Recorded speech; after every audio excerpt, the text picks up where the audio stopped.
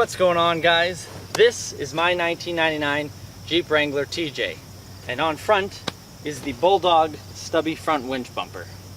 Now, I've seen a couple videos now of people giving like 1 or 2 year reviews of parts that they've put on their Jeep or other off-road truck. And I thought that's a brilliant idea because unlike a lot of other vehicles that you put modifications on, well, unless you're a poser or a mall crawler, a Jeep or a truck really does get its use.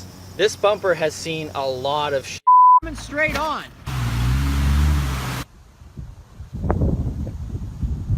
So it only makes sense to give not only an unboxing video, but a video of how it's working in its environment, in its element, and that is out here in the sand, the rocks, the mud, wherever you take your vehicle.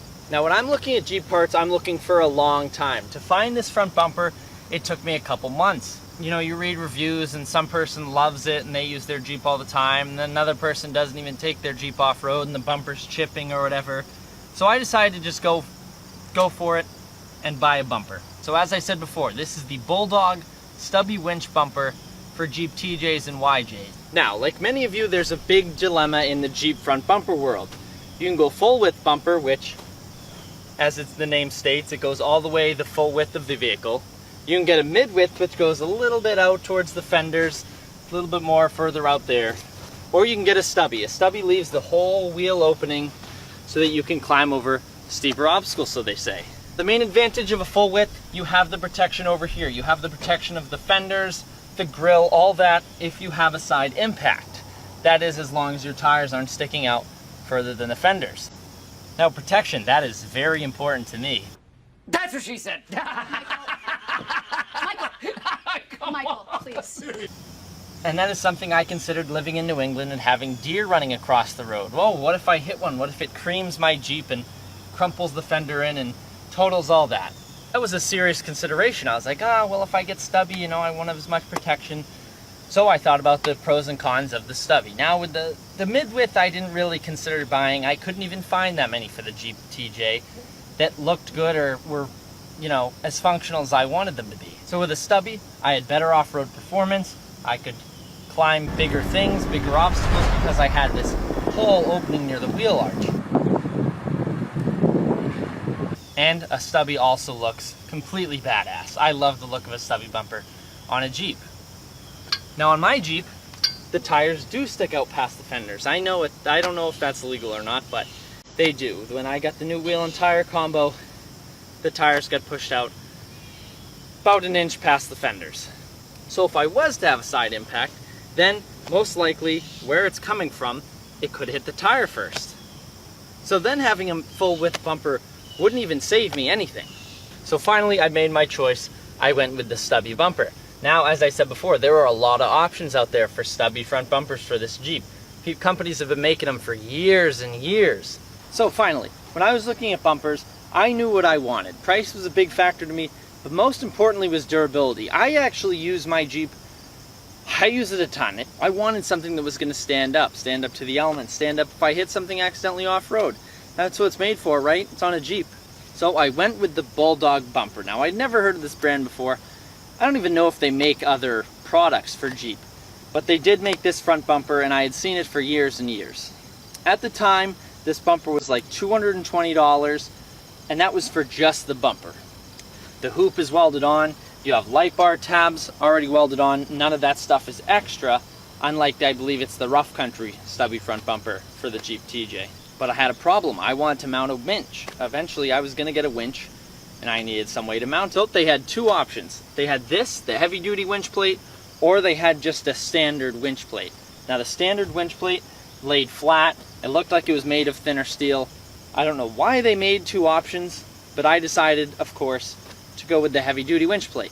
And the main reason for that was I liked that it was raised up off of the bumper. This winch sits a good 2 inches higher than a normal winch plate mounts. I know the winches are waterproof and all, but I knew if I was going under some deep water, if I could keep my winch up out of the water at all costs, then I would do that. Now this winch plate was about $125 as opposed to $85 for the standard winch plate, but I figured I don't want to lose my winch. A winch is a big investment, and that is your lifeline when you're off-road. If you get stuck or something and there's no one else with you, which often I'm by myself, that's a big deal. Now when I got this bumper, the picture showed a different item than what I actually got. It was the same bumper, but it had a different finish on it. In the image, the bumper was painted this, it almost looked like bedliner. It was like a matte blackish gray finish. Now I liked that because the Jeep theme I'm going with is all black. Everything's black. I got the bumper, it's this glossy textured finish. Now I actually like this more than what I saw in the picture, but other people could have gotten a different product when they ordered it. There was no option to choose a glossy or a matte finish. So as for the durability of this finish, it's not fantastic, I'll be honest with you. I love this bumper in every way. I would never change a thing about it. I would buy it again in a heartbeat. But I'm not a person who cares completely about the look of the Jeep. The bumper hits things. The rear bumper hits things. You know, the tires have scuff marks on them. The rims have marks from rocks. But I do think if you're going to sell a bumper for this much money, the texture, the coating has to be quality. It has to be high quality. If you're selling a product like this, a stubby off-road bumper with light tabs and a heavy-duty winch plate, obviously it's going to be taking some sort of beating. It's going to be used. Being said, the texture, the finish isn't great. It isn't 100%, but I would give it an 8 out of 10. From what I've put this through, it's held up fantastic. I have bashed this into trees. I've bashed this into other cars. The corners have gone on rocks. It's gone through hell and back, and it's held up quite well. One complaint I do have is with the winch plate.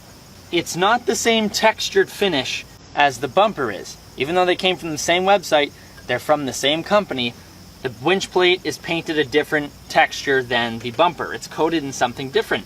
And whatever they coated the winch plate with does not look fantastic. It's faded into this matte, like gray, pale gray color, and it doesn't look great with the bumper, to be honest.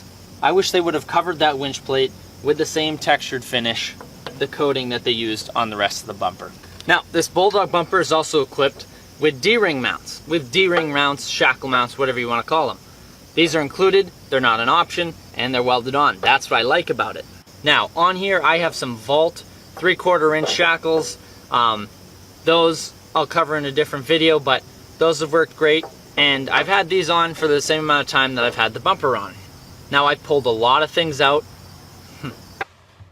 That's what she said. Or he said. And a lot of things have pulled me out. Using these shackle mounts, no complaints there. They've held up nice and strong. I should also mention that in here, I do have the Smitty-built XRC winch, 9,500 pounds, with the rolling fair lead. I've had those on, I've had that on, also the same amount of time that I've had the bumper on, and I don't think that makes much of a difference.